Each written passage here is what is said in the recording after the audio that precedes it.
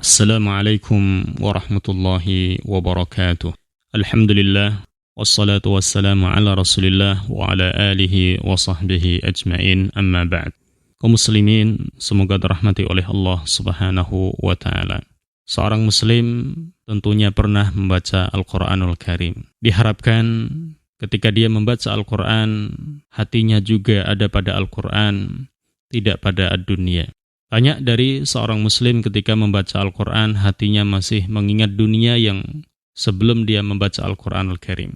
Masih ingat dengan bisnisnya, perdagangannya, urusan rumah tangganya, janji bersama temannya, dan seterusnya. Diharapkan ketika seorang muslim membaca Al-Quran, hatinya juga ikut tenang mendengarkan lisan, mendengarkan ucapan lantunan Al-Quran yang dia baca. Kaum muslimin rahimakumullah, ada beberapa kaidah, trik, nasihat agar kita mengagungkan Al-Quranul Karim ketika membacanya. Pada kesempatan yang lalu sudah kita sebutkan 3 poin tentang kaidah bagaimana seorang muslim mengagungkan Al-Quran ketika dia membacanya. Pada kesempatan kali ini adalah kaidah yang keempat.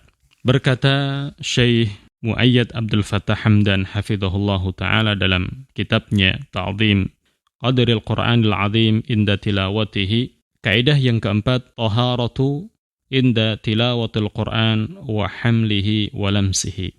Kaidah yang keempat adalah bersuci ketika membaca Al-Quran, bersuci ketika membawa, dan bersuci ketika memegang Al-Quranul Karim. Jadi bersuci dari hadas besar maupun kecil, menjadikan tubuh seorang membantu untuk bisa konsentrasi. Ketika seorang belum wudu, ketika seorang masih banyak keringatnya, maka ketika dia membaca Al-Quran, begitu tubuhnya masih begitu banyak keringat, tidak tenang, gerah, tidak nyaman, sehingga ketika dia membaca Al-Quran tidak menjadi khusyuk, apalagi bisa mengagungkan firman Allah subhanahu wa ta'ala. Jadi kaidah yang keempat agar seorang bisa lebih mengagungkan firman Allah ketika membacanya adalah bersuci. Beliau menyampaikan min ta'zimi qadril Qur'anil azim inda lamsihi aw hamlihi aw hatta tilawatihi an takuna tahiran minal hadatsain al-akbari wal asghar. Bagian dari mengagungkan Al-Qur'anul azim ketika memegang, ketika membawa Al-Quran, atau ketika membaca Al-Quran, hendaklah engkau suci dari 2 hadas. Hadas besar dan hadas kecil. Jadi dianjurkan ketika seorang muslim hendak membaca Al-Quranul Karim, dia dalam kondisi suci, hadas besar maupun hadas kecil.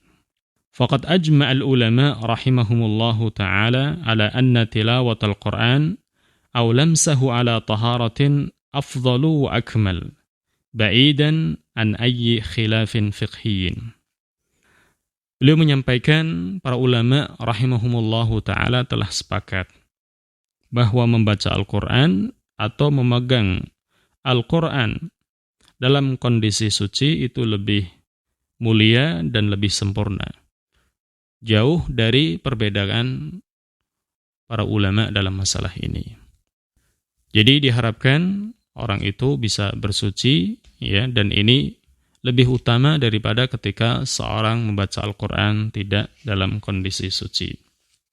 Allah subhanahu wa ta'ala berfirman, la yamassuhu illal mutahharun.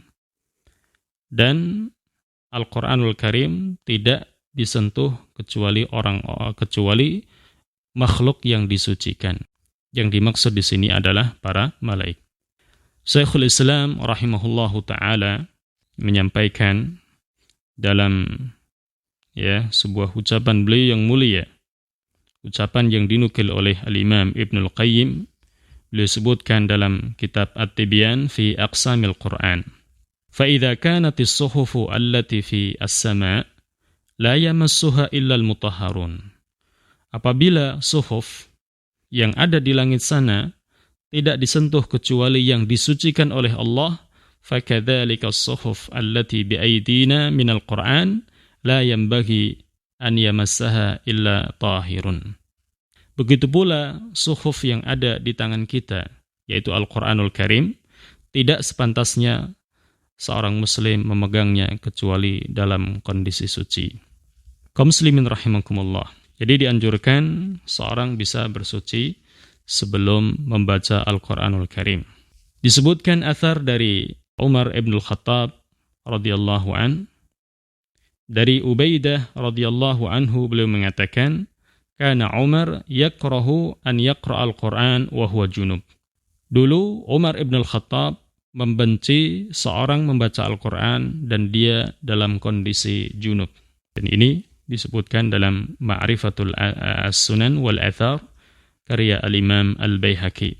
Beliau mengatakan dalam athar yang lain, la yaqra al-junub al-Quran. Tidak boleh seorang yang sedang junub membaca Al-Quranul Karim. Disebutkan dalam Musannaf karya Ibnu Abi Syaibah. Ishaq ibn Rahawayh rahimahullahu ta'ala menyampaikan, la yaqra ahadun fil mushafi illa wa huwa mutawaddi. Tidaklah seorang membaca dengan melihat mushaf kecuali dia dalam kondisi wudu. Disebutkan dalam At-Tamhid karya Al-Imam Ibnu Abdul Bar. Kemudian Al-Imam An-Nawawi rahimahullahu ta'ala menyampaikan dalam kitab Al-Majmu' Syarah Al-Muhadzab, ajma' al-muslimun ala jawazi qira'atil Qur'an lil muhdisi al-asghar al-hadas al-asghar wal afdalu an yatawadda'a laha. Kaum muslimin sepakat, ini maksudnya adalah para ulama dari kaum muslimin sepakat bahwa seorang dibolehkan membaca Al-Qur'an ketika hadas kecil. Jadi seorang boleh membaca Al-Quran ketika hadas kecil. Wal afdal an yatawadda'a laha. Dan yang lebih afdal adalah ketika dia wudu, ketika dia membaca. Ketika seorang membaca Al-Quran tidak menyentuh mushaf, Al-Imam An-Nawawi menyampaikan boleh membaca tanpa berwudu, tapi yang lebih afdal seorang berwudu. Kemudian nasihat bagi ahlul Quran, ketika seorang dianjurkan untuk bersuci sebelum membaca Al-Quran, bersuci zahirnya dari dua hadas, hadas besar dan hadas kecil, maka sayugjanya seorang ahlul Quran, orang yang ingin menjadi ahlul Quran, dia juga mensucikan hatinya. Suci dari kesyirikan, kemaksiatan, diimbangi dengan istighfar kepada Allah Subhanahu wa taala, bertaubat kepada Allah agar hatinya disucikan olehnya. Dengan hati yang suci dan tubuh dalam kondisi suci, maka seorang akan lebih khusyuk, lebih tenang ketika membaca Al-Quran, dan lebih mengagungkan Al-Quranul Karim. Hati yang suci, yang paham Al-Quran, maka tidak disentuh oleh neraka Jahannam.